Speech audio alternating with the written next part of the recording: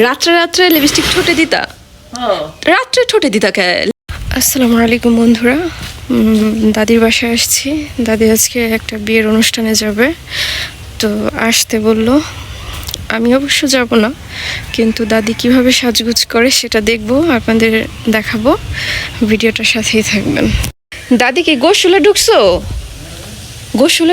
গোসল করবা? কিসের গাছের? না, এই দুইটা পেয়ারা ধরছে না, তো এই দুই পেয়ারার সাথে পেয়ারাগুলো আরো বড় হইব। তুমি এদিক দিয়ে হালকা করে মশারিগুলো টানায় দিও, সুন্দর হইব।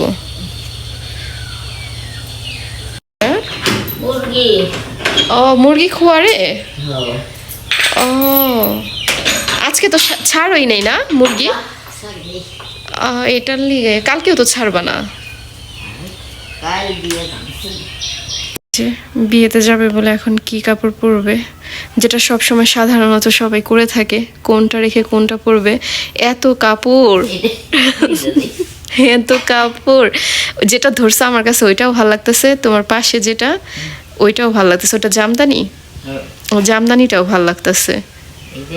মানে গায়ে হলুদ না, তাহলে এই যে এটা বের করছো না? কাপড় পরো পরো, এখনই পরার সময়। দাদি লিপস্টিক আছে? আমি যে একটা দিছিলাম ওইটা কো? আচ্ছা তুমি দিবা লিপস্টিক? কই একটু লিপস্টিক নিয়ে আসি সুন্দর করে হালকা। রাত্রে রাত্রে লিপস্টিক ঠোঁটে দিতা?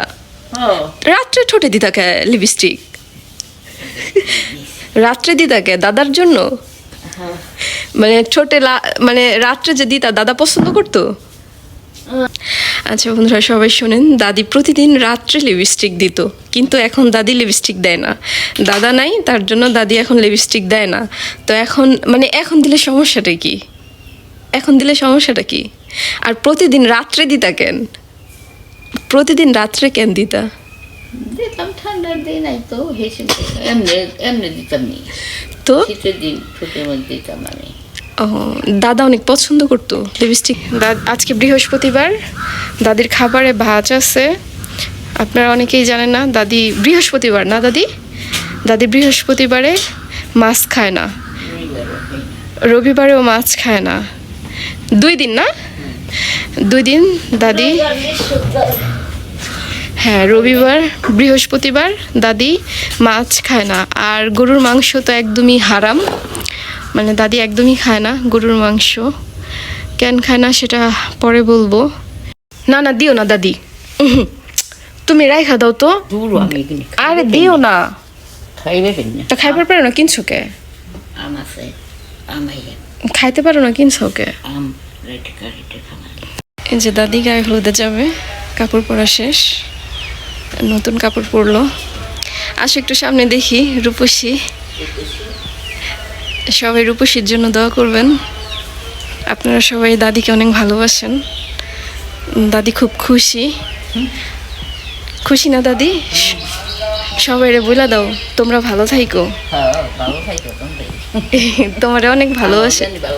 হ্যাঁ সবাই দোয়া করে। দেখেছেন খুব সুন্দরভাবে শাড়িটা কাপড়টা পরছে গায়ে হলুদে যাওয়ার জন্য। এখন রওনা দিবে। আর লাইট হাতেই তো নিতে পারতা, কি বের করো আবার?